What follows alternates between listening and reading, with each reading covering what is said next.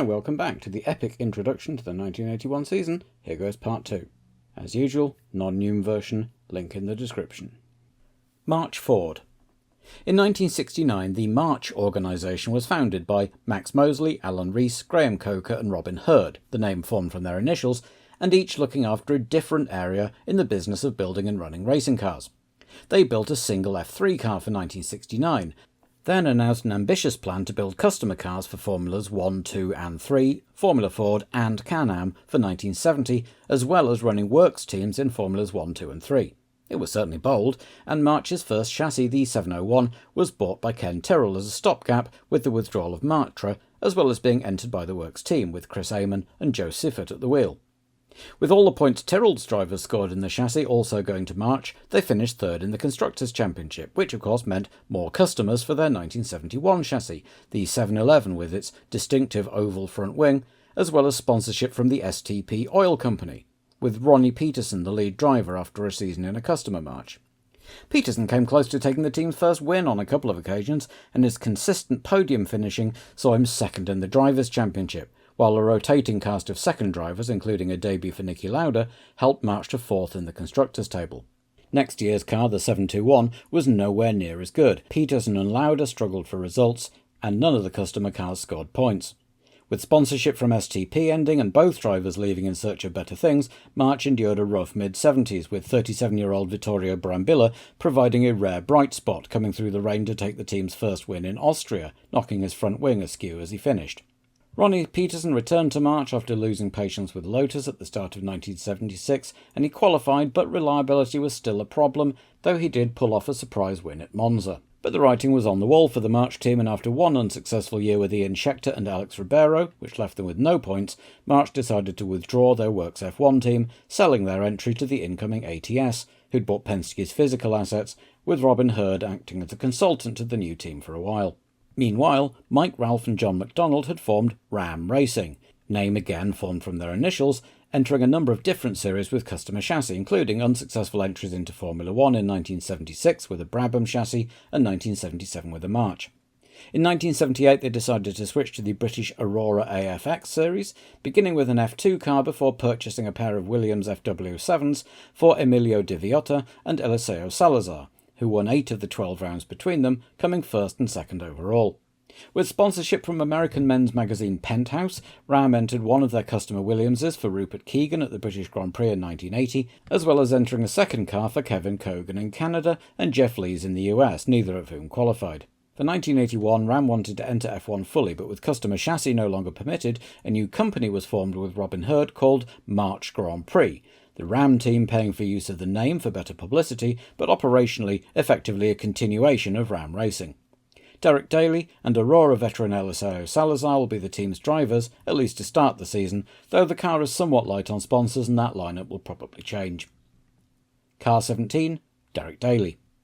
Born in Dundrum on the outskirts of Dublin, young Derek was interested in racing from an early age. At 15 he bought his own car and started competing in stock car races, and by 21 he was in a position to be looking at Formula Ford, but needed funding to buy a car. Taking a 6-month job in an Australian iron ore mine over the winter, he came home with £5,000 saved, bought a Formula Ford car and won the Irish Championship. Deciding that England was where the opportunities were, he sold his championship-winning car to buy a bus, which he converted to a car transporter and a place to sleep, and lived on the road, driving to wherever he could compete in Formula Ford. Despite the less-than-ideal conditions, he won 23 races and the Formula Ford Festival in 1976. That got him a move into Formula 3 with Derek McMahon Racing, and he entered both British Championships, winning 4 races in the title in the Bark Championship and placing equal 5th in the BRDC, as well as entering 4 rounds of the European F3 Series, winning at Croix-en-Tournois. Chevron Racing offered him a Formula 2 drive towards the end of the season at Estoril, and he not only finished 5th but got the fastest lap in the process. In 1978 he drove the full season in F2, still for Chevron, and won twice early on, which brought him to the attention of some F1 teams. Hesketh were interested and gave Derek a car at the BRDC International Trophy in March to see what he could do. In torrential rain he stunned everyone by moving from 9th on the grid up to the lead, while the likes of Hunt, Lauda, Regazzoni and Andretti spun off around him, only to spin off himself when a stone cracked his visor and he couldn't see where he was going. Still, Hesketh gave him 3 starts in the full F1 season, but he couldn't qualify the dreadful car. Later in the year he was brought in by Ensign, who was struggling, and raced most of the second half of the season for them, including being involved as an innocent party in Ronnie Peterson's fatal accident at Monza, all of which didn't do wonders for his F2 season, finishing 3rd overall, but he finished 5th to score his first F1 points at the final race of the year. Never one to only burn the candle at one end, he signed up for Ensign in F1 for 1979, while also racing in F2, this time for Project 4. After missing 3 rounds of F2 due to his F1 commitments, Derek left the Ensign team mid-season and was able to string together enough results, including a win in the last race, to nab 3rd place off Eddie Cheever. Late in the season he substituted for an injured Jean-Pierre Jarier at Tyrrell and finished 8th at his first race in Austria, then drove well enough despite retiring from the last 2 to earn himself the drive full-time for 1980. 4th place at the first round in Argentina was his best finish yet, and he repeated the feat at Silverstone, but his season was rather more memorable for his spectacular and fortunately harmless crash at Monaco. For 1981 he was signed up with the new March team. Car 18, Eliseo Salazar. Eliseo Salazar Valenzuela was born in Santiago in 1954, and after having some success in local touring car and Argentine Formula 4, he did what most South Americans of the period did, and headed to England on the invitation in this case of Fred Opert, only to find on arrival that it wasn't actually a done deal and he was left without a drive. Hanging around with nowhere else to go, he got talking to Nelson Piquet, who was there in his first season as a fully fledged Formula 1 driver, and pulled a couple of strings to get Eliseo into a rout, debuting the new RT3 design.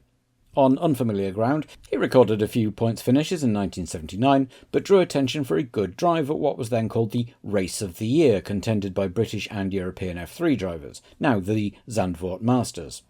For 1980 he was offered a go at Formula 1, with Ram signing him up for their entry to the Aurora AFX series. He and teammate Emilio De Viotta dominated the 1980 championship in their Williams FW7s, and while Salazar came in the end a rather distant second, he still got 3 wins, 6 pole positions and 3 fastest laps, all 3 of them together at Thruxton. So despite limited racing experience, with De Viotta having his own team, it was Salazar that came with Ram into Formula 1 for 1981. Fittipaldi-Ford. The brothers Wilson and Emerson Fittipaldi had a successful business in the 1960s in Sao Paulo, building karts and tuning engines, which developed into building and driving racing cars. Eventually both brothers moved to Europe to further their driving careers, and younger brother Emerson's career really took off, winning 2 world championships in 1972 and 74, while Wilson just couldn't get the brakes and only scored points in 2 Formula 1 races, both with Brabham in 1973. In fact, on both of those occasions, Emerson scored 2, making them the first brothers to both score in the same race. But during that year, the brothers hatched a plan to start up their own team, and Wilson spent 1974 getting things ready and raising the requisite money, which came from the Brazilian sugar and ethanol producing cooperative Copersucar, after whom the team would be named, while aircraft builders Embraer supplied materials and a wind tunnel. The team would be based in Sao Paulo, which would admittedly make travel expensive, but they were trying to turn this into a Brazilian national team. Brazilian Richard de Villa, who designed some of their early Formula V cars, was employed to design their first chassis, with Mexican Joe Ramirez as team manager, and the first car, the FD01, was unveiled at the Federal Senate in Brazil under the eyes of the president. The new car took to the track with Wilson at the wheel in 1975, and while his brother was fighting for the title with McLaren, Wilson was toiling away in the midfield, developing the car through 3 models. At the end of that year, Emerson dropped a bombshell. Our esteemed lead driver, Fittipaldi, has ditched us for another team at the last minute. Copper Suka, And we need a replacement. ASAP. He was leaving McLaren to join his brother's team, with ambitions to help transform it into a top team in the longer term. Wilson retired from driving to manage the team, while Emerson got behind the wheel, and at the season opener, their home race at Interlagos, he parked it 4th on the grid. He only managed 13th in the race, 2 places behind fellow Brazilian Ingo Hoffmann in a second car, but while Hoffmann didn't qualify in any of his other 3 outings for them, Emo managed to drag it into the points 3 times, despite failing to qualify himself once. Better results came in 1977 with a brace of early 4th places, but the team were finding it difficult to stick with their plan to operate solely out of Brazil, and moved to a new base in Reading mid-season, which was where the new F5 chassis was built. Results tailed off after that, but in 1978 the car was modified to use ground effect and things perked up immediately. MO taking the team's first podium with second place in Brazil, followed by a string of points finishes later on to place the team 7th out of the 14 teams who scored points that year.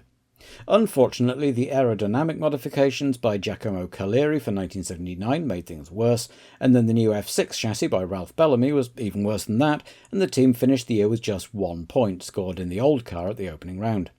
That was enough for Copersucar, who pulled out, but with some money from Skoll Breweries, Fittipaldi Automotive merged with the withdrawing Wolf team, renaming the Wolf WR7 chassis as the Fittipaldi F7 for the first half of the year for Emerson and Wolf driver Keke Rosberg.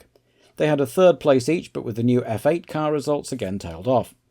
Worn down by the efforts to make the team competitive and having been shown up on track several times by Rosberg, MO retired from F1 at the end of the year, leaving Rosberg to lead the team, which goes into 1981 with an updated version of its 1980 car, no main sponsor, and rookie Chico Serra in the second car. Car 20, Keke Rosberg. K.O. Erik Rosberg was born in Sweden to Finnish parents who were working there at the time, but when he was 2 the family moved back to Finland, though they ended up in a mostly Swedish-speaking village where young Keke was teased for not speaking Swedish despite having a Swedish name. History's complicated.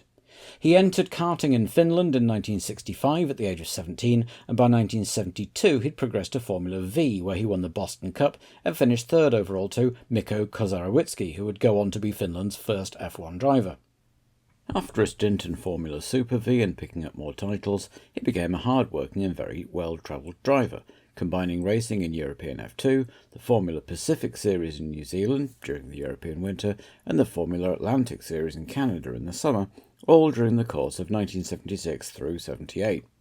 He'd come to the attention of Teddy Yip, who had just entered his Theodore team as a constructor, and offered Keke an F1 seat.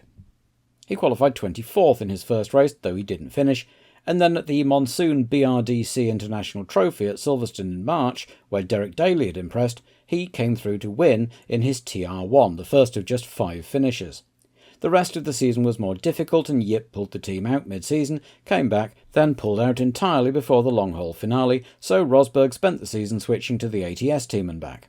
Going into 1979 without a drive in F1, he was still nonetheless very active, contesting the Can-Am Championship and winning on his debut, finishing 4th overall, plus doing 1 or 2 races in both European and Japanese F2. Whether it was his Can-Am exploits or his experience with the Wolf chassis, it was to Rosberg that Walter Wolf turned when James Hunt abruptly quit the team after the 1979 Monaco Grand Prix. And on his debut he finished 9th, but the Wolf team were in dire financial straits, and it showed, as Rosberg failed to finish another race all season. At the end of the year, the Wolf team's assets were bought by Fittipaldi, and Keke went along, again performing well on his debut, 3rd, but struggling for pace and reliability thereafter, though he outqualified his illustrious teammate 10-4, which many thought was a factor in MO's retirement. Going into 1981, he is now the team leader, but Fittipaldi are expected to struggle to keep up. Car 21, Chico Serra. Chico Serra's path to Formula 1 was a familiar one, karting in Brazil, where he won regional and national championships, then national Formula V championships, before following the example of Emerson Fittipaldi, he moved to England. He would later recall, "When you come to England, you've made a big commitment. You look around and you know you're a long way from home. When I arrived at the airport without a word of English, there was a moment when I thought I'd just turn right around and go back home. Luckily, I was married and that helped a lot, as did being in a good team, as did winning. When you win, everything is much easier." Instead of going home, he entered the 1977 Formula Ford 1600 Championship, winning 9 of the 22 races, including the festival, to be crowned champion. Formula 3 was next, and Chico started well, winning round 4, before having a colossal accident at Mallory Park that left him missing several races with severe concussion. As Nelson Piquet romped away with the title, Serra came back to manage 3rd overall with 2 more wins. In 1979 he tried again, and this time he won 5 of the 20 races in a hotly contested season to take the title ahead of Andrea de Cesaris and Mike Thackwell. The 3 all moved up to the European Formula 2 Championship, and despite a disappointing season for Serra with just 2 fourth-place finishes, he got the call from Emerson Fittipaldi, his childhood hero, asking Chico to replace him in the team bearing his name. Serra was torn. On the one hand, he thought he needed more experience, and wanted another shot at the F2 title, But on the other hand, if you're a young Brazilian racing driver, you don't say no to Emerson Fittipaldi offering you an F1 drive. And eventually he decided to take the seat. Alfa Romeo. Founded in Turin in 1910, Alfa Romeo have been involved in motorsport since the very earliest days, and were one of the dominant manufacturers in the 1920s and 30s, winning the first Manufacturers' Championship in 1925, and in 1931 the first Drivers' Championship. When the Alfa Romeo company went bankrupt in 1933 and was taken under state ownership, the racing team's assets passed to Enzo Ferrari, who'd run the works team at some events anyway. The last major race before war stopped play was as late as May 1940 in Tripoli, Italian Libya, and was won by Giuseppe Farina in an Alfa Romeo Type 158, known as the Alfetta. After the war, during which the factory had been repurposed to make aero engines, they picked right up where they left off, with Giuseppe Farina leading home Carlo Felice Trossi and Jean-Pierre Jarier, all driving Alfettas, at the Grand Prix of Nations in Geneva in July 1946, the first race held after the war. The Alfetta continued winning race after race over the next few years at the hands of pre-war aces such as Farina, Jarier and Achille Varzi, and once the Formula One World Championship was established for the 1950 season, with the exception of the Indy 500, which was part of the championship but run almost entirely separately, every one of the 6 rounds was won by an Alfetta driven by either Farina or Juan Manuel Fangio, with Farina taking the inaugural World Championship title. The updated Alfa 159, a derivative of the Alfetta, was slightly less dominant in 1951, winning only 4 of the 7 rounds but still propelling Fangio to his first title. However, at the end of 1951, with new regulations incoming and the dominance slipping, Alfa Romeo decided to withdraw from Formula One racing. As a state-owned business in a country still recovering from war, they simply didn't have the budget to keep up with the Joneses. They hadn't abandoned motorsport entirely, but concentrated now on building engines, their economical flat-Ford Giulietta engine seeing a couple of races in F1 in the early 60s. In 1967, Alfa set up a competition department, Autodelta, to compete in sports cars, with an ex-Ferrari engineer, Carlo Chiti, at the helm. To begin with, the cars were powered by V8 engines, but Chiti was working on a new, bigger power plant, and in 1973 a new 3-litre flat 12 engine was produced. It took a couple of years to get it right, but the Alfas, run by Willi Kausen's team, dominated the 1975 sports car season.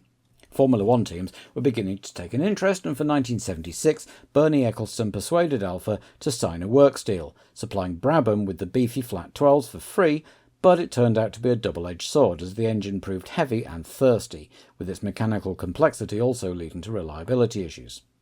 Carlo Chiti, though, had ambitions for Alfa Romeo to return to F1 as a team in their own right, and in 1977 he got the go-ahead. The Alfa Romeo 177 was finally ready by early 1979, and at the Belgian Grand Prix in May, the famous marque made their official return to F1, with reigning Formula 2 champion Bruno Giacomelli at the wheel. The car qualified decently in 14th, only to be nerfed out of the race by Elio De Angelis' shadow on lap 22. At their next attempt in France, Bruno was able to finish, albeit 17th and 5 laps down after having to stop for gearbox repairs.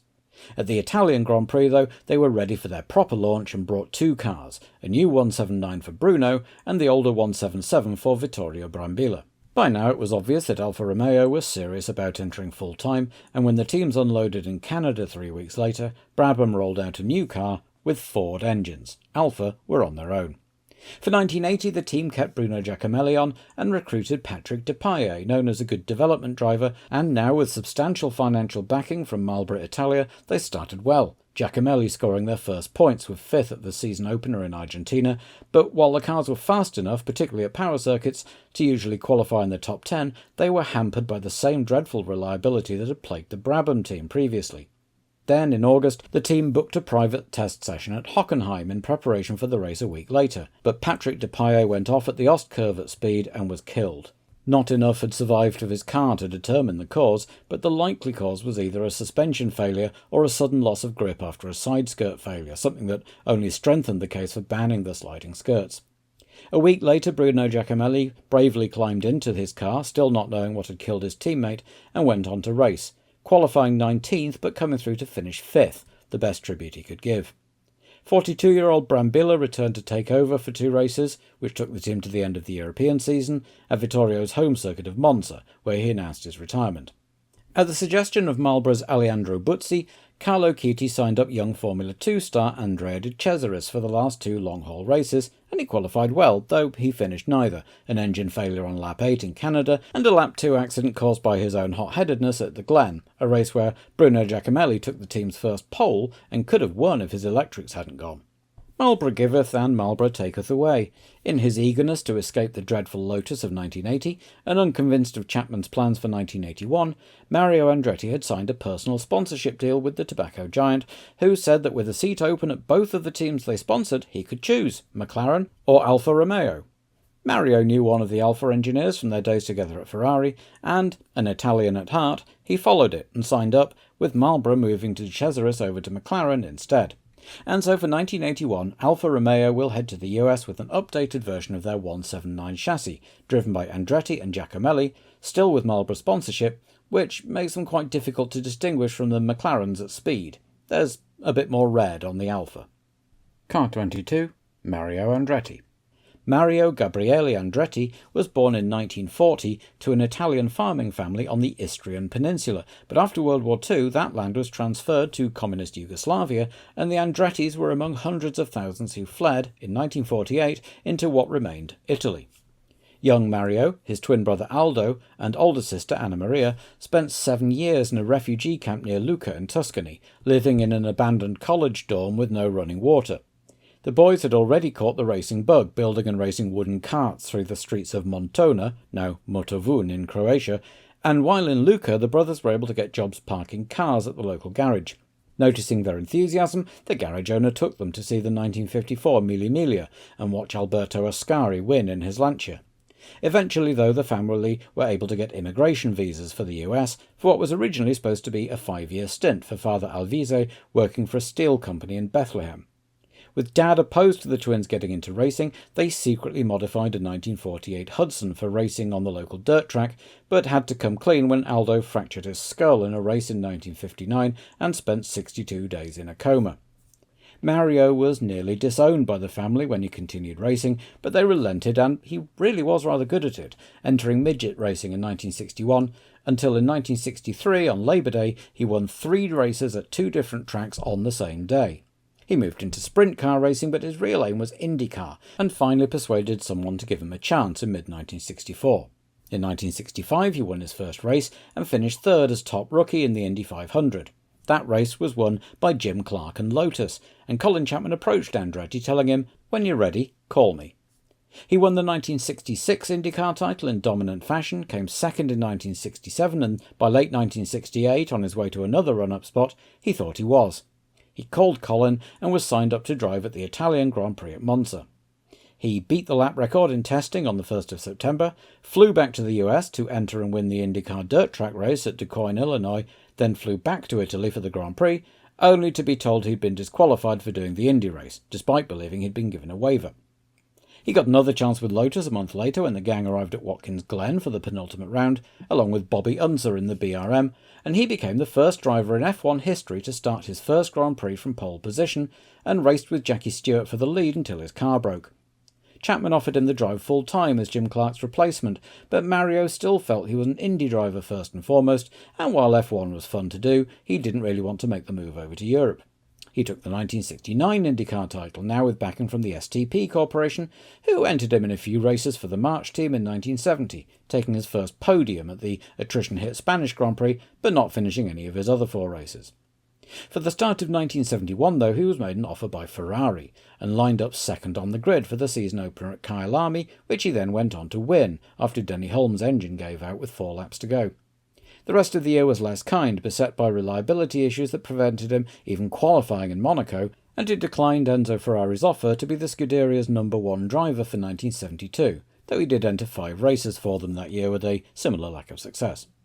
But Andretti was now interested in doing Formula 1, and persuaded his IndyCar team, Parnelli Jones, to prepare an F1 entry of their own. The team had hired ex-Lotus designer Maurice Philippe earlier in the year, and got backing from Firestone to hire a few more ex-Lotus personnel. After a brief foray at the end of 1974, the team entered 1975, only for Firestone to pull out of all racing before the start of the season, leaving the team high and dry. Mario finished 4th in Sweden and 5th in France and set the fastest lap in Spain, but retired 6 times, and without a sponsor they folded shortly after the start of the 1976 season. Andretti had driven for Lotus at the season opener and Kyle Army, which Parnelli Jones didn't attend, and accepted an offer to return after his own team folded, and raced most of 1976 for them, winning the final race of the season, the famous rain-soaked Fuji title decider. Going into 1977 he remained at Lotus, now convinced this was the place for him. The new Lotus 78 was the revolutionary new ground effect car, and while it was running, it was the class of the field. Andretti took 4 wins on his way to 3rd overall, but reliability proved the car's Achilles heel. For 1978 that was sorted too, and Andretti took 6 wins and the title. He secured his title with 6th place at the Italian Grand Prix, but was unable to really celebrate. His teammate and friend, Ronnie Peterson, had been killed in a start line accident. 3 weeks later, Andretti put the car on pole again at home in Watkins Glen, but it was the last success he would enjoy with Lotus. 1978 saw a dead end with the new Lotus 80, which turned out to be a dud, and the rest had caught up to the 79, and the lack of sponsorship money after JPS pulled out affected reliability. He did manage 3rd in the new car in Spain, his only podium visit all season, and then 1980 was even worse, the Lotus 81 being a transitional design, while Colin Chapman worked on his new revolution, the twin-hulled 88, more of that in the Long Beach video. But as more and more of the time and money went on that, and on sponsored David Team's lavish spending, Mario lost faith in Chapman and Lotus and was looking for a way out when he was approached by Marlboro. Car 23, Bruno Giacomelli. Born near Brescia, young Bruno started racing motorbikes, then entered Formula Italia at the age of 23, with a chassis bought from Piercarlo Ginzani and working in a factory to pay the bills. By the middle of the season he was leading the championship despite only racing part-time, and his family agreed to support him in going full-time. As well as winning the championship, he was also offered a single drive in Italian F3. At that event his mechanic was Cesare Garibaldi, later the manager of Ian Capelli, who was making regular trips to England to buy parts from March, Chevron and others, and suggested Bruno should try in British F3. With an introduction from Garibaldi, 5 million lira in prize money and the gift of the gab, Bruno landed the drive with March and paid them back in full, winning one of the 2 British F3 titles and finishing runner-up in the other, as well as winning the Monaco F3 race from pole and setting fastest lap. He had a call from Enzo Ferrari offering the 1977 Works drive as Clay Regazzoni's replacement, but when Carlos Reutemann signed, that became a Ferrari F2 drive and he declined. Max Mosley had just created a March F2 team and signed Bruno up for the 1977 season, and he went on to win 3 places and place 4th overall. Now with Marlboro sponsorship money, Giacomelli was given his F1 debut and a 3rd McLaren at the 1977 Italian Grand Prix, running 9th before his engine blew. For 1978, he joined the BMW Junior team in F2 and dominated the season, winning 8 races and the title, while also doing 5 more F1 races for McLaren, coming close to a first point at Silverstone. But still no regular drive was available, and for 1979 Bruno was signed up by Alfa Romeo as they prepared their F1 entry. While Vittorio Brambilla developed the 177, Bruno helped develop the more advanced 179, though he gave the prototype 177 its race debut. He knew the 179 inside and out, and when the team entered 1979 fully, Giacomelli came with them, performing well and even taking pole and leading at the final race, helping the team through the aftermath of Patrick Tambay's death in 1980. Jack O'Malley, as his British mechanics in F3 nicknamed him, will go into 1981 hoping to prove himself against his illustrious new teammate, but aware that the car is beginning to show its age. Ligier-Matra. Guy Ligier was orphaned at age 7, a couple of years before the outbreak of the Second World War, and he left school early to take a job as a butcher's assistant, while continuing to play sport. At 17 he was French rowing champion, and during his national service he played rugby well enough to earn a place on the national B team, though injuries prevented any hopes of a professional career. He continued working as a butcher once he'd finished his service, and saved whatever he earned to invest in starting his own construction business. Motorway construction was a big business in 1960s France, and from a single bulldozer in 1960, with a bit of help from the mayor of his native Vichy, by 1961 Ligier Travaux Publics owned 500 machines and employed 1,200 people, and he regularly had business dealings with local politicians like François Mitterrand and Pierre Bérégovoy. Alongside his business ventures, Ligier had turned to racing as a hobby, first motorbikes, where he was 500cc national champion in 1959 and 60, but quickly moving on to cars, both sports cars and single-seaters, placing 7th at Le Mans in 1964 and being signed up by Ford's French office to drive a Formula 2 Brabham, which introduced him to his teammate and great friend, Joe Schlesser. Ligier and Schlesser went into business together, becoming the French importers of Shelby Fords.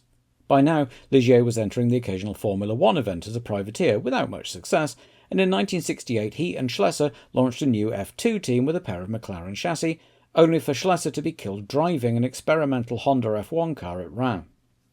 Ligier retired from driving on the spot and instead turned car builder, hiring designer Michel Tetu and building his first sports car prototype, the JS1, named in honour of Joe Schlesser.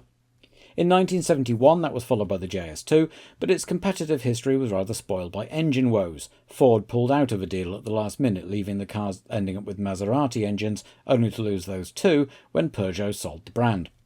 With Ligier beginning to lose faith in the sports car scene, an opportunity fell into his lap. At the end of 1972, Matra decided to pull their works team out of Formula 1, and Ligier bought the team, and with it its core of experienced staff. He founded Équipe Ligier, and he, Tetu, and ex-Matraman Gérard Ducarouge, with backing from the French state tobacco monopoly Sater, set about designing a Formula 1 car. Matra was still racing sports cars and produced a powerful V12 engine that the JS5 was designed around, and by the end of 1975 it was ready to show the world and began the 1976 season with Jacques Laffite at the wheel. The car initially invited a certain amount of ridicule for its huge airbox, but it was quick enough, coming fourth in its third race before a regulation change after race 4 in Spain meant a redesign to a slightly more sensible-looking air intake, which reaped immediate reward with the third place in Belgium. 2 more podiums and another 4th place saw the team end the year 6th in the constructors' table, not bad for a rookie team. 1977 began badly, but in Sweden, in mid-season, Laffite qualified well, then made his way up to 2nd place behind Mario Andretti's ground effect Lotus. He was closing relentlessly when Mario's tanks ran dry and he had to stop for a quick splash, letting Laffite through to take his and the team's first win, and the first for a French car with a French engine. It was something of a fluke, though the car was improving all the time. Laffite qualified and finished 2nd at Zandvoort, but there were only 2 other points finishes all year. During that year, Matra told Ligier that 1978 would be their last year as engine suppliers.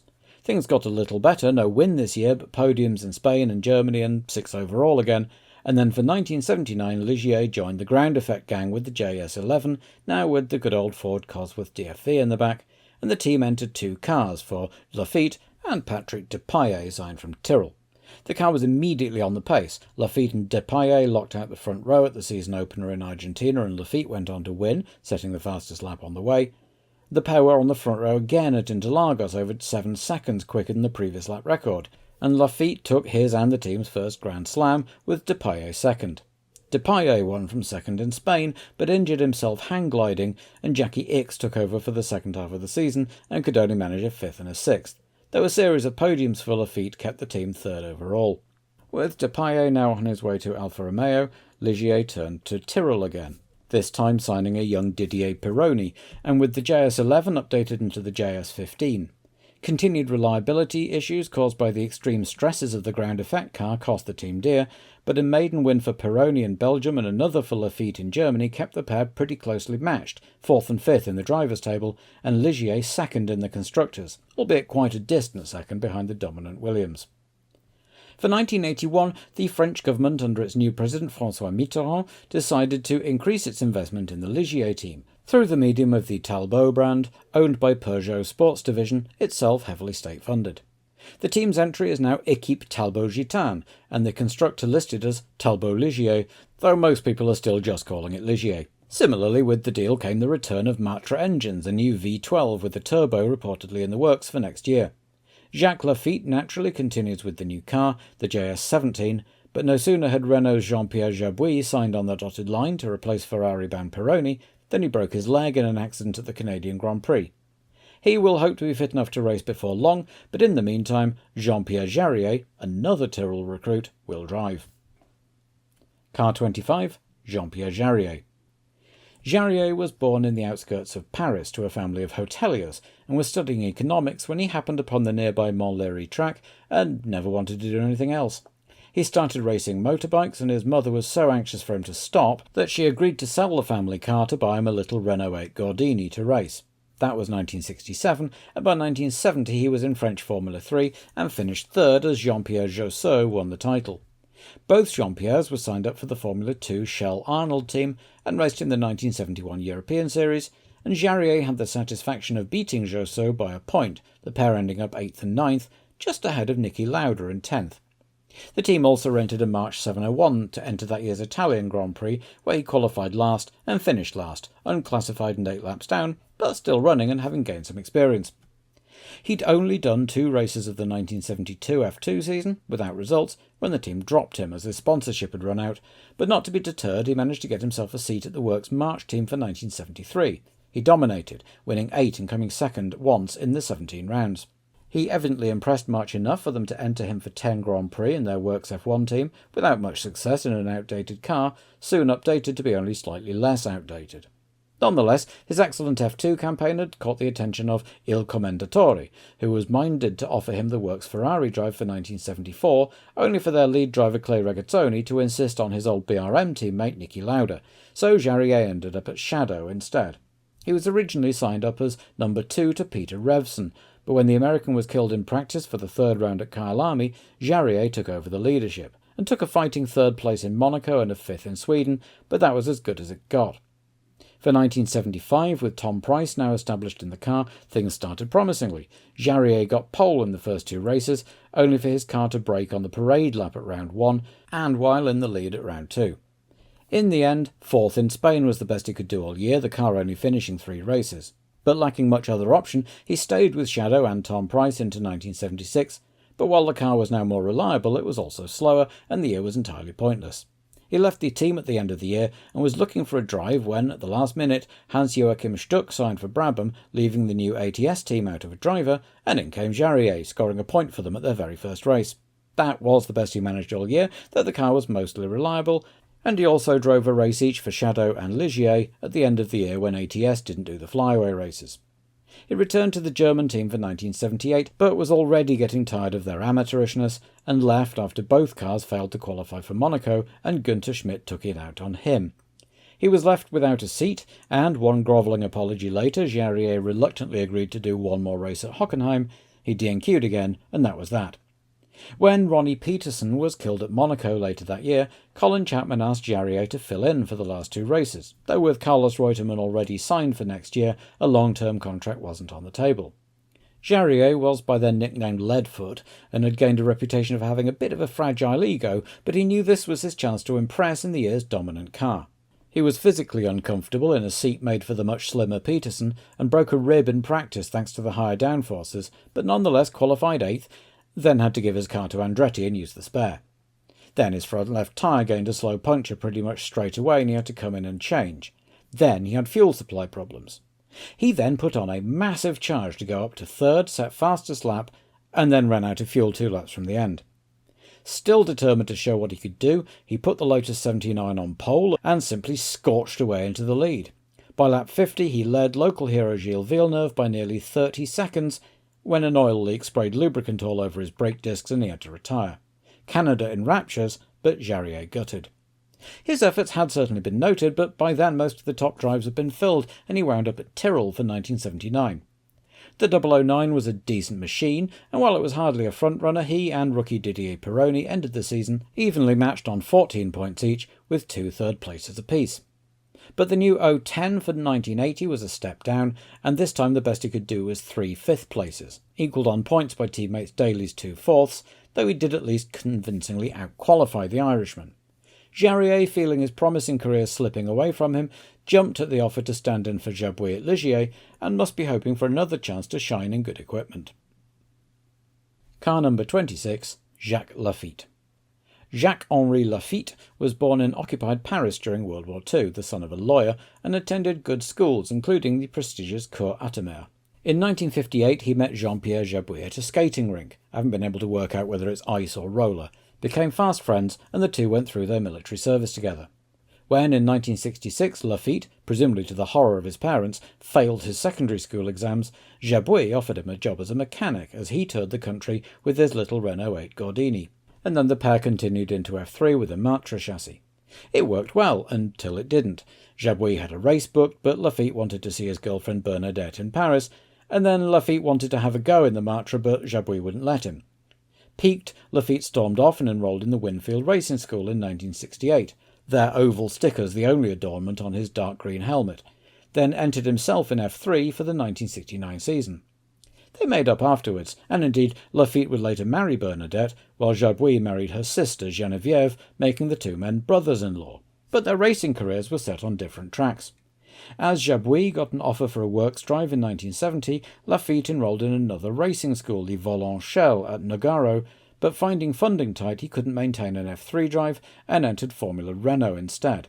It took until 1973 before, now a double Formula Renault champion, he was able to finance another go at F3, and this time things went better for him, winning the Monaco support race, then graduating into F2 the following year. He was also offered a Formula One debut by the struggling Frank Williams Racing Cars outfit for the last 5 races of the season, but inexperienced and with an outdated car, his main objective was to finish, which he managed twice, while coming third in the European F2 Championship. He was signed to the Écurie Elf, driving a Martini BMW for 1975, and won the F2 title at Acanter, with Jabouille languishing down in 5th. At the same time, he drove most of the F1 season for Williams, now with slightly better hardware, and scored his first points and first podium visit with a great second place at the Nürburgring, a result that may well have saved the floundering team. But for 1976, Laffite was recruited to the new Ligier team, and so began an extraordinarily long association by Formula One standards. His story and that of the team are one and the same until the arrival of Didier Pironi as his teammate for the 1980 season. Laffite and Pironi finished just 2 points apart with a win apiece, with Laffite just ahead on points and Pironi having the better of the qualifying battle. With Didier just passing through on his way to Ferrari, the French press are looking forward to the great reunion of Laffite and Jabouille, but in the meantime, Jolly Jacques will have to contend with an ambitious Jarier. Ferrari. Like Alfa Romeo, Ferrari have been involved with motor racing since the early days, and for much of their early history, Ferrari and Alfa were closely associated. Young Enzo joined the Alfa Romeo factory stable of drivers in 1920 and won several races, but he was shocked by the deaths of Ugo Sivocci and Antonio Ascari in 1923 and 25 respectively, and lost interest in the driving side, until finally he quit to concentrate on team management, wanting to create a team of ace drivers for his new Scuderia Ferrari, which continued his close ties with Alfa Romeo, for whom he became something of a secondary factory team. In 1923, Enzo had met Count and Countess Baracca, whose son Francesco had been one of Italy's top fighter aces in the First World War. They asked him to paint Francesco's emblem, a black horse, on his cars, and over time this became the badge of the Scuderia, a horse rampant on a yellow shield, the letters SF for Scuderia Ferrari, and a red-white-green stripe across the top. In 1933, Alfa Romeo pulled their works team out, leaving Ferrari in effect the works team, but in 1938 the manufacturer bought out Scuderia Ferrari and converted it into their official racing division, Alfa Corse. Ferrari quickly fell out with Alfa Romeo's management and left to start a new company making machine tools, on the condition that he not use the Ferrari name on any cars he might design for 4 years. He started designing his own using the name Auto Avio Costruzioni, which first saw the light over the winter of 1939-40, but world affairs were soon to intervene. Ferrari moved to a new factory at Maranello in 1943, only for it to be bombed twice before the war ended. Once the rebuilding was complete, a new car, the Tipo 125, now free to use the Ferrari name again, was produced and began racing in 1947, winning the Grand Prix of Rome that year. Ferrari now had 2 departments, Ferrari SPA for road cars and SEFAC, SIFAC, Società Esercizio Fabbriche Automobili e Corse, for the racing department. By the time the first World Championship was held in 1950, Ferrari were ready, only to miss the very first championship race at Silverstone due to a dispute about start money. Alberto Ascari made up for lost time with second place at their debut in Monaco, but the car's biggest success came in non-championship races, of which they won 3 in the inaugural year. By 1952, though, with the withdrawal of Alfa Romeo, Ferrari won every race, as usual except for the Indy 500, to see Alberto Ascari crowned champion, then repeated the feat in 1953, but the others were catching up, particularly Juan Manuel Fangio moving from Maserati to Mercedes. So Ferrari simply signed Fangio, which brought them another title in 1956, only for him to move back to Maserati for 1957. Mike Hawthorn was champion for Ferrari in 1958, Great Britain's first champion, despite only winning one race to Moss's 4, but he was killed in a road accident between seasons, so Phil Hill came in as part of a rotating lineup that took the team to second in the inaugural Constructors' Cup. By now, though, the British teams BRM, Lotus and Cooper were catching up, and Ferrari held out with its front-engine cars longer than they probably should have. But they remained a competitive force for the early part of the 60s, taking titles with Phil Hill in 1961 and John Surtees in 1964, and the Constructors' Cup both of those years, but by the end of 1967 they'd endured 2 winless years and finished behind Honda in the Constructors' table. To stop the rot, in 1968 Enzo Ferrari agreed the sale of the Ferrari road car division to Fiat for $11 million, and 1969 saw them finish bottom of the table as the team was reorganised and restructured. A new engine was designed, a flat 12 for the new car, but results were slow to come. Jackie Hicks did his best, coming second overall in 1970, but by 1973 the team were in the doldrums again, failing to even get on the podium. The team fired their drivers, Hicks and Arturo Mazzario, and rehired Clay Regazzoni after his season at BRM. The Swiss driver insisted that his Austrian teammate there was incredible and that Ferrari should sign him too, and at the same time Ferrari appointed a new team principal, Luca di Montezemolo, and pulled out of sports car racing to fully concentrate on F1. The car still needed work, but Regazzoni still took the title fight to the last race, and meanwhile the team were working on a new car with Regazzoni and Niki Lauda. In 1975 the Austrian won 5 races in his first title, and Ferrari's first Constructors' Cup in a decade. 1976 looked like being Lauda's second title until that fiery crash at the Nürburgring and his legendary recovery and comeback to still take it to the last race and secure the Constructors' title. Carlos Reutemann had been brought in to replace Lauda, but ended up as his teammate in 1977, much to Lauda's displeasure, and after winning the 1977 title double, he quit to join Brabham, leaving Carlos Reutemann as the lead driver with Canadian rookie Gilles Villeneuve. The pair won 5 races between them, including a memorable maiden win at home for the Canadian, but 1978 was dominated by Mario Andretti and Lotus, and the team were fortunate to finish second overall thanks to a strong season end. With Reutemann departing in turn for Lotus, in came South African Jody Scheckter and a new ground effect version of the 312T, now entering its 5th year of competition. As Lotus foundered, Ferrari cleaned up, Scheckter and Villeneuve finishing first and second, winning 3 each to give Ferrari another Constructors' Cup and the honour of having the first African world champion.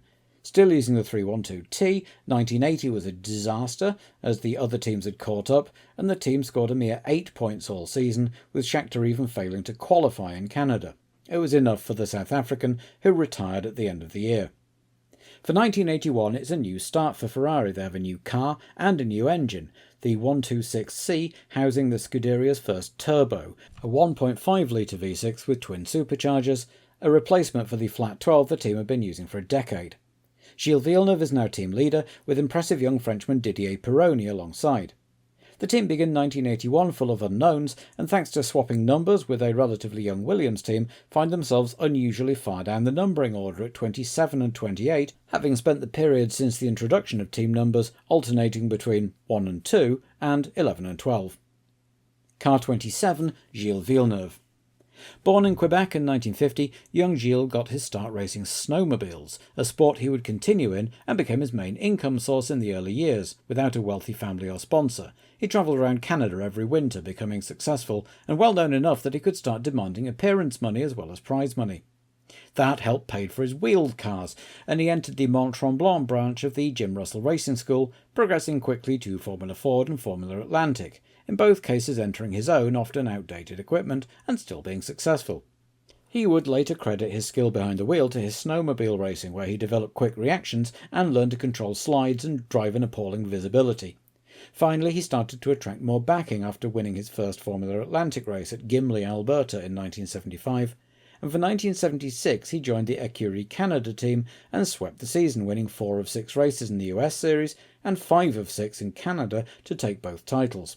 More significant for his future career, though, was the non-championship Grand Prix de Trois-Rivières in September, in which he won convincingly ahead of Alan Jones and his temporary Écurie Canada teammate, James Hunt. Mightily impressed by both Villeneuve's speed and his attitude, Hunt recommended that McLaren give him a shot in F1.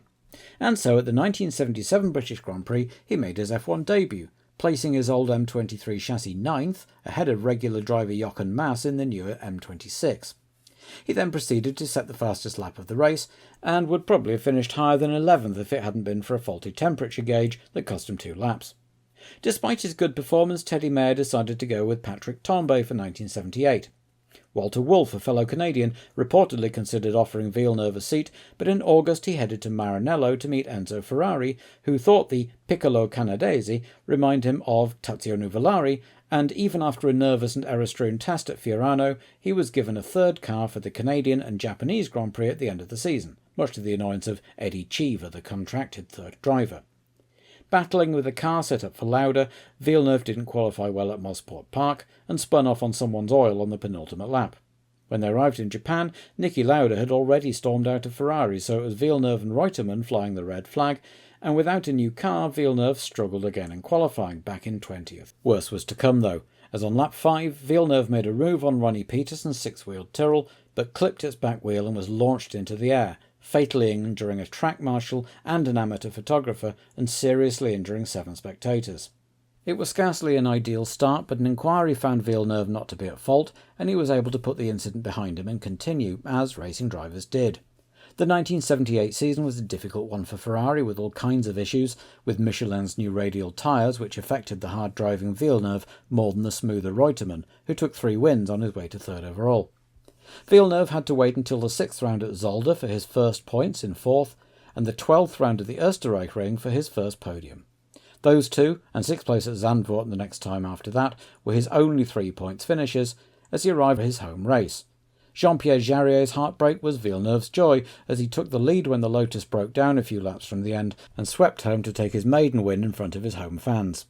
With Reutemann now replaced by Scheckter and the tyre issues sorted, 1979 looked like it might be Villeneuve's year. Laffite and Ligier dominated the first 2 races, but then Villeneuve won the next 2, with Scheckter second to take the lead in the title race.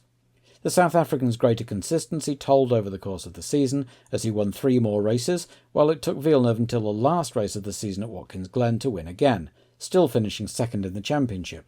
Perhaps best remembered, though, was his legendary wheel-banging battle with René Arnoux to finish second in Spain. The 1980 Ferrari campaign is best forgotten, 2 5th and 2 6th places, the sum total of his reward, though it was still better than Scheckter managed. Much depends on the new car, but things can't get a lot worse for Ferrari, while Gilles will be keen to see off the challenge from an ambitious new teammate.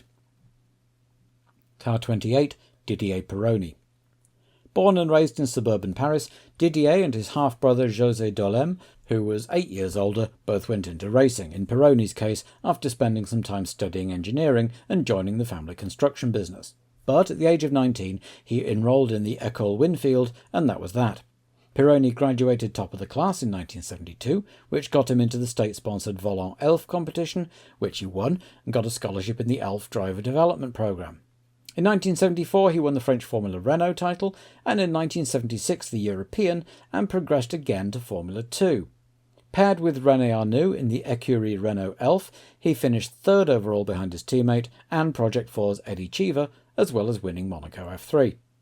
Between his good results and Elf's backing, Pironi was offered a seat at Tyrrell for the 1978 season. The British team were underfunded and on a downward slide, but were still regular contenders for points at least, and the occasional podium, and while Pironi was generally outshone by his more illustrious team leader Patrick Tambay, who won in Monaco, he was part of the victorious Renault Le Mans team, and in his second year with Tyrrell, took his first podium at the Belgian Grand Prix and another at the season ender at Watkins Glen. Pironi was signed for 1980 by Guy Ligier and was finally in a race-winning car, something he proved by winning on his 5th outing in it at Zolder, leading Alan Jones home by over 45 seconds. It took Laffite another 4 races to record his own first win in that Ligier, but a run of 4 retirements saw Pironi slip behind. At Monza, he told Guy Ligier he'd been signed up by Ferrari for the upcoming 1981 season to replace the retiring Scheckter, apparently chosen in preference to the other candidates Alain Prost and René Arnoux. Pironi arrives at Ferrari, many people's favourite to be France's first world champion, and with a promise of equal status with Villeneuve in his pocket. This could be interesting. Arrows Ford. In November of 1977, a group of shadow employees left to form their own team. Businessman Franco Ambrosio, former drivers Alan Rees and Jackie Oliver, and designers/engineers Dave Wass and Tony Southgate. Taking their name from their initials seems to have been a popular thing. They moved quickly, hiring Joe Ramirez from Copersucar as sporting director and John Baldwin as technical director, and designing and building a car in 3 months ready for the second race of 1978 in Brazil, to be driven by another shadow refugee, Riccardo Patrese, along with Gunnar Nilsson. Things started to go wrong immediately. Nilsson was diagnosed with the testicular cancer that would take his life that October, and the team signed Rolf Stommelen, who had joined them in South Africa.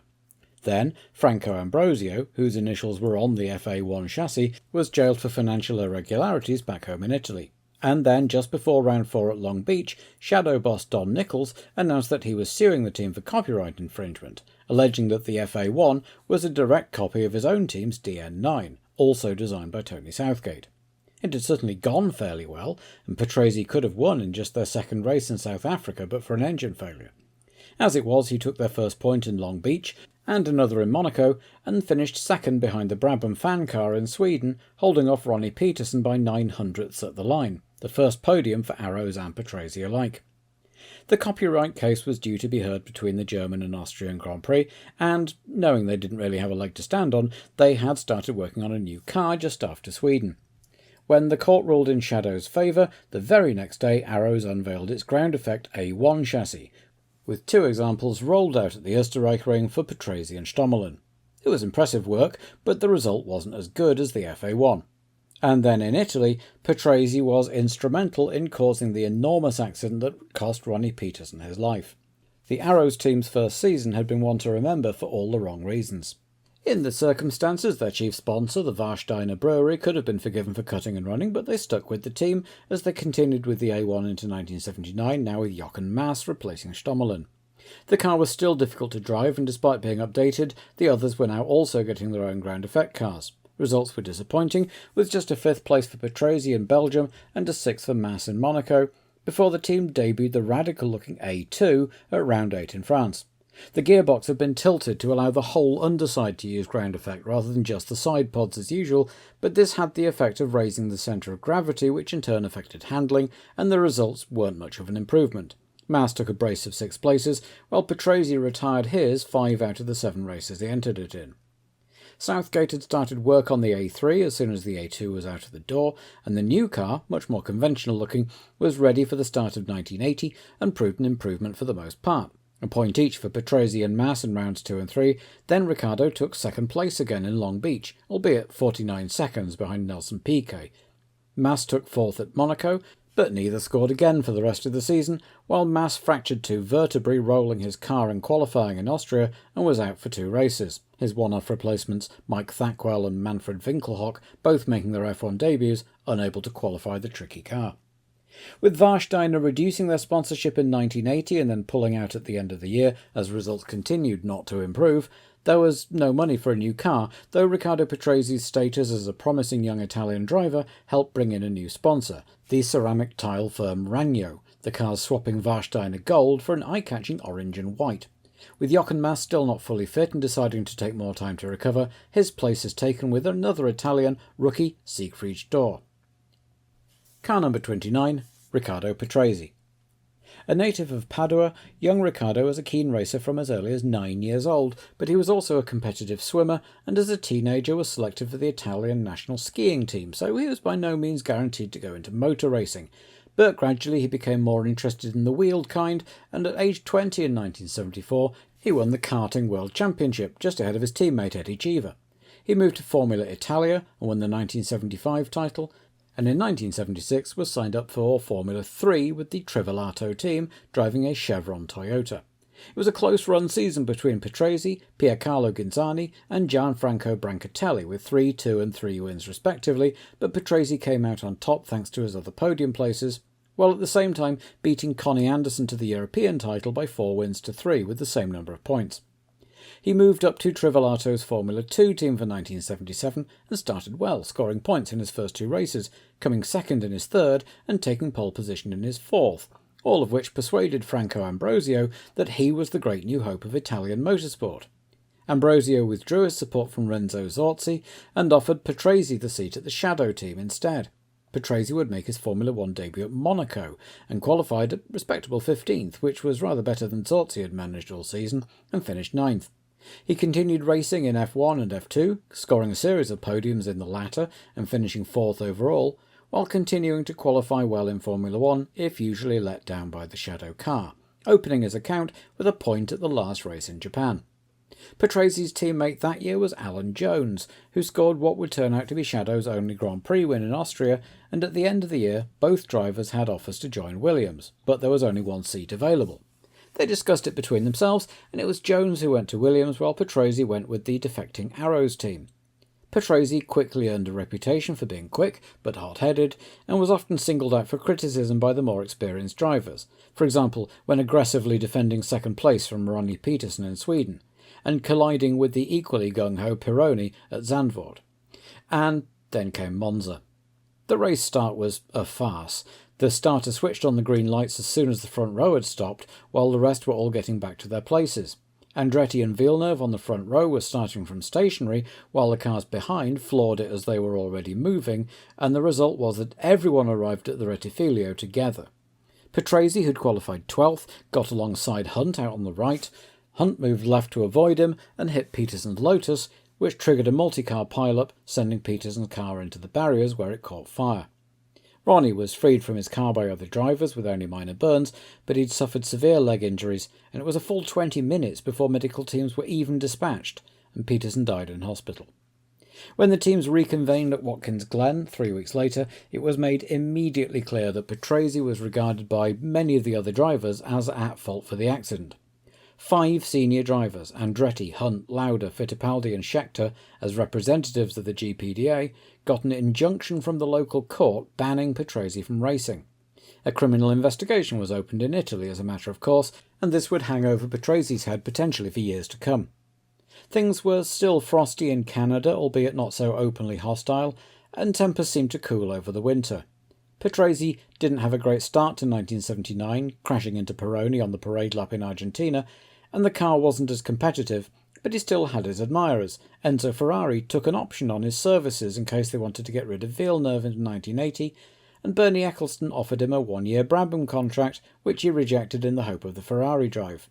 But Villeneuve stayed at Arrows, who got a nice chunk of money from Enzo Ferrari paying off his option, and Patrese stayed put, where he usually qualified in 1980 either just outside or just inside the top 10, but apart from that second place at Long Beach couldn't get more than a single point out of it. Patrese goes into 1981 in his 5th year with the Arrows team, with the Peterson incident mostly put behind him, though the court case is still ongoing. Car number 30, Siegfried Stohr. Born in Italy to a German father and an Italian mother, Siegfried was raised in Rimini on the Italian Riviera and came to racing rather late, only starting in karts at 19, and won 3 titles in 5 years. He'd formed a friendship with Riccardo Patrese during his karting years, and Patrese gifted him his old Formula Italia chassis so he could move up, and in 1977, as Patrese entered F1, Stohr was the Formula Italia champion, as well as making a couple of appearances in F3. The following year, now with backing from Beta Tools, he joined the Trivellato team in F3 and won the title, while also showing well in the couple of rounds of the European Series they entered, and finishing the Monaco F3 support race second behind Elio De Angelis. In 1979 he moved up to Formula 2 as a privateer entry with Beta backing, driving a Chevron ground effect chassis designed by Tony Southgate, and picking up a couple of second places, but found it much tougher going than F3. 1980 was better though. He moved to the Alan Docking team and drove a Toleman chassis with a Hart engine, and while Brian Henton drove his Works Toleman to the title, Stohr won his first F2 race at Pergusa to come 4th overall, just a point ahead of Andrea de Cesaris. Beta believed in their man, and with the Arrows team short on cash and in need of a driver, after Jochen Mass decided to take more time off, they came on board as a sponsor, and with them came Stohr, who was thus reunited with Patrese, Siegfried having made the journey from karts to F1 in just 10 years.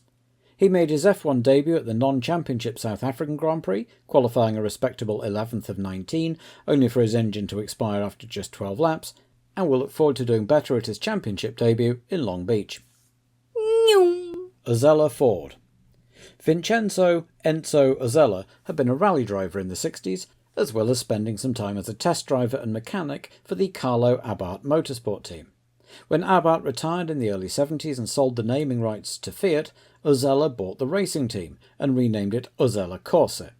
He quickly diversified their activities from just sports cars and rallying to single-seaters, including Italian Formula 3 and, by 1975, Formula 2 with a BMW engine in the back. Giorgio Francia scored a respectable 16 points that first season, but financial troubles saw them pull out before the end of 1976.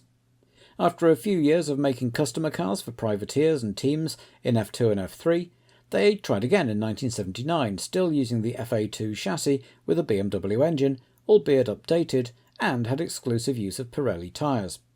With Eddie Cheever at the wheel, they won 3 races, 2 in the rain thanks to the Italian firm's good wet tyres, to finish 4th overall.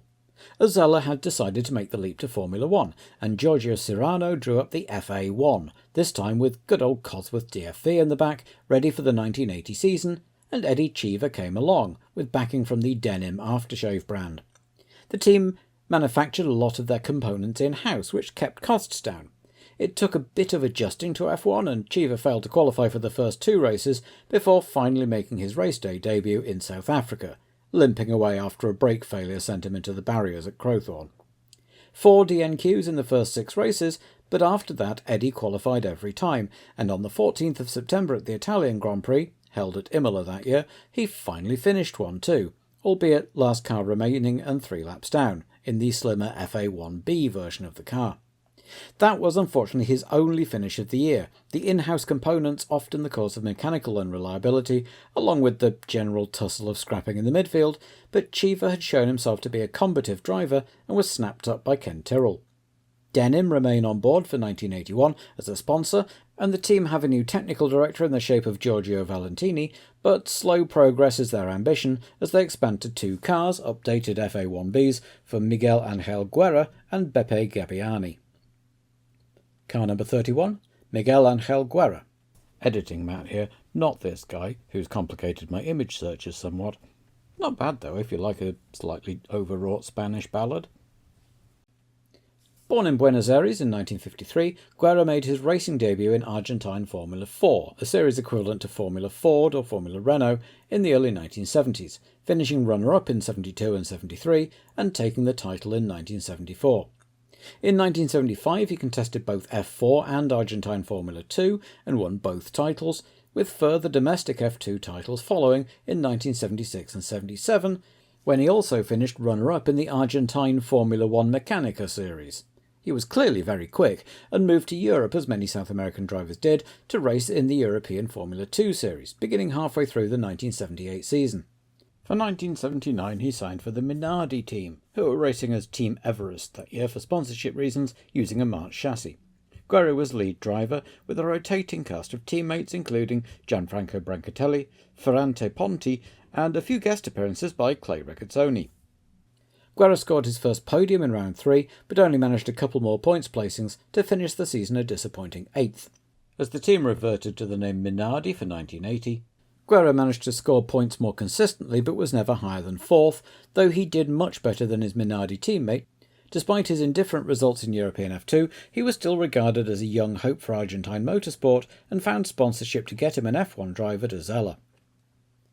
Car number 32, Beppe Gabbiani.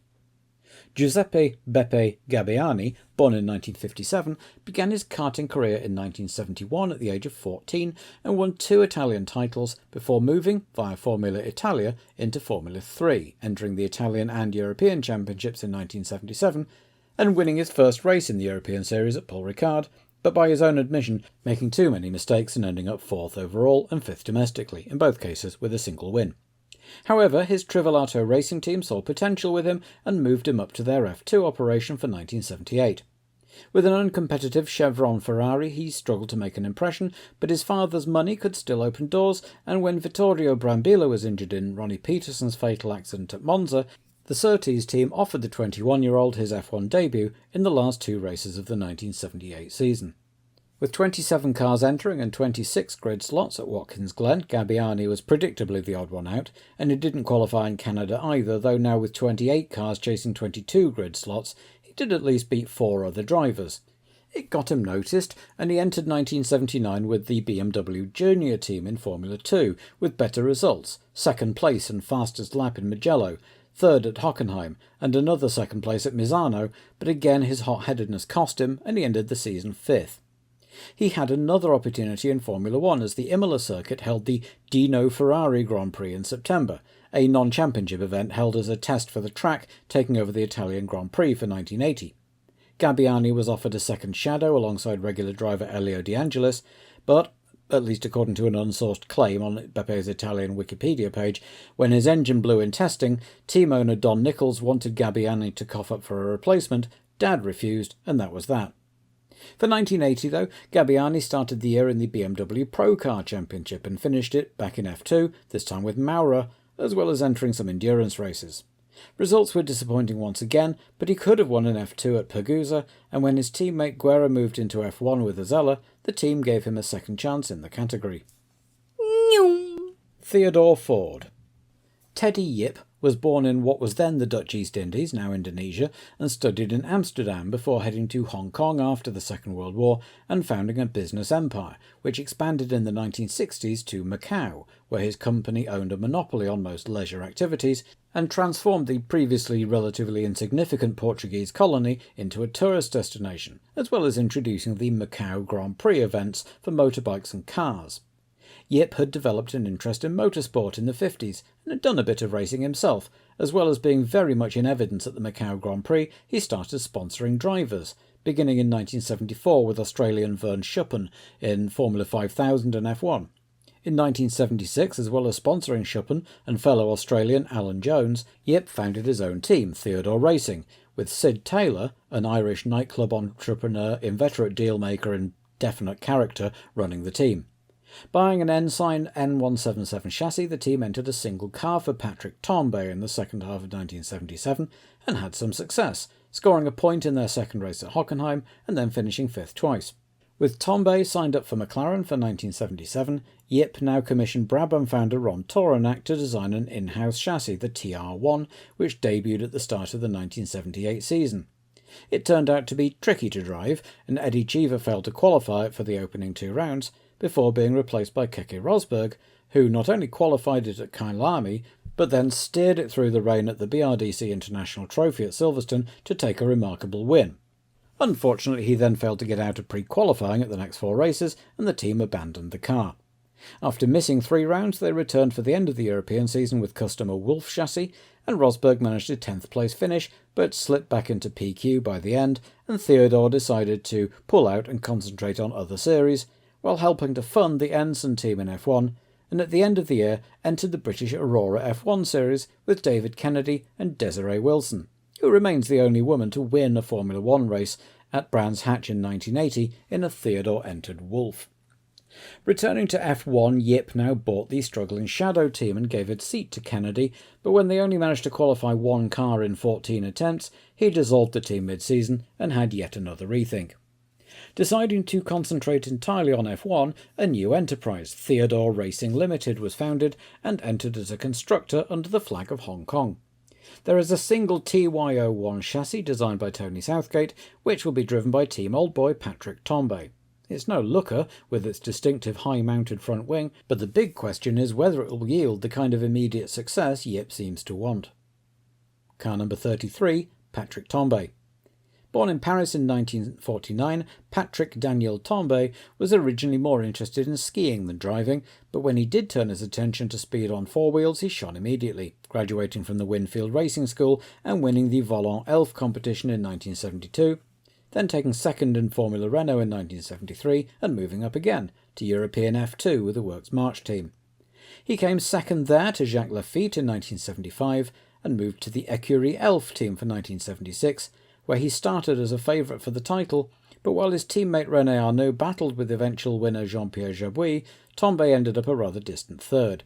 Believing his prospects of moving into F1 to be extinguished, at least for the time being, Tambay took the unusual route of accepting an offer from Carl Haas to drive for him in Can-Am. He dominated the 1977 season, winning 6 of the 7 races, before being offered his F1 debut by Teddy Yip in the second half of the 1977 F1 season. He impressed immediately, scoring 5 points and qualifying well. He was recruited by McLaren to replace the departing Jochen Mass as James Hunt's teammate for 1978, but that year's M26 chassis was rendered obsolete by the introduction of ground effect, and neither Tambay nor Hunt could get much out of it. The team's fortunes got even worse in 1979, and Tambay failed to qualify in 2 races and couldn't do better than 7th all year. With McLaren dropping him in favour of his countryman Alain Prost for 1980, Tambay's F1 prospects seem to have been diminished rather than enhanced by his association with McLaren. So, back across the Atlantic he went, and won another Can-Am championship, slightly less dominantly this time, but still very convincingly. Nonetheless, Can-Am was still seen as a step down from Formula One, particularly from a European perspective, and Tambay was happy to be offered a return via the Theodore team. Toleman-Hart. Brothers Ted and Bob Toleman inherited the family transport business in 1966 and recruited Alex Hawkridge to manage the firm as it expanded its operations. Dad had been a club rally driver, and the boys did a bit of racing too. 1976 was a momentous year for them. Bob died in an accident at Snetterton, while the firm itself started getting involved in motorsports, agreeing to sponsor South African driver Rad Dougal in Formula Ford, only for him to break his legs immediately after signing. But they kept with him, and he won the Formula Ford title the following year. In 1978 they started their own team, entering the European Formula 2 Championship with Alex Hawkridge now running the team and Rad Dougal driving. He took 3rd in their first race, but results never lived up to that initial promise, and the team believed that March were stacking the deck in favour of their works team by selling inferior equipment to customers like them. They took over the Ralt works team at the start of 1979 when Ralt withdrew, enabling them to enter a second car for Brian Henton, and also got a 4-cylinder engine built by Brian Hart that was much lighter than the BMW they had been using. Henton finished 2nd that year, and for 1980 Rad Dougal was replaced by Derek Warwick, and the team were dominant, Henton winning the title with Warwick 2nd. Ted Toleman had always wanted to enter Formula One, and the team actually skipped the last race of the season, titles already decided, to prepare their entry. Young designer Rory Byrne had been recruited back in 1978 at the start of their F2 entry and designed the team's title-winning TG280 car for the 1980 season. The F1 entry, the TG181, will mount a new turbocharged Hart engine, which the team hope will give them an edge over the other small teams. Car number 35. Brian Henton. Born into relatively straitened circumstances in social housing and post-war Derby, Henton wasn't able to make enough to race until he was 23. 2 years later he won the Formula V series, a low-cost alternative to Formula Ford, and graduated to Formula 3, entering the European and both British championships in 1973 as a privateer, winning 1 race in each, enough to get him a drive with the Works March team for 1974, and he shone, winning 8 of the 13 races in the Bark British season and 7 of the 14 in the MCD series to be crowned champion of both and earning him the nickname Super Hen in the British motoring press. He'd been entered in a single F2 race by March and finished 6th, and managed to get some funding to enter another race as a privateer, finishing 2nd to Gerard Larousse at Hockenheim. He'd caught the eye and was offered a 3rd Lotus at the British Grand Prix as the team were experimenting with fixes for the increasingly elderly 72 chassis. Henton qualified and would have finished 2 if a sudden downpour a lap from the end hadn't sent him and many others spinning off.